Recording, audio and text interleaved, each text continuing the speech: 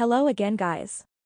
In today's tutorial I'm gonna show you how to change the image on your playlist in Spotify. It's easy. First go to the App Store or Google Play Store and check if Spotify is updated. If not, click on button update and wait a couple of seconds. Now open Spotify and in the down right corner click on your library. Now you can see all the artists or shows that you follow. Find your playlist. Click on it. Next click on these three dots.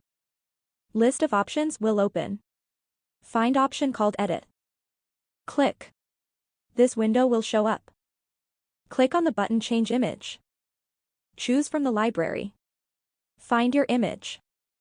You can crop it if you want. Now click on the Choose button. In the top right corner, click on the button Save. The image of your playlist is changed. That would be it for this video.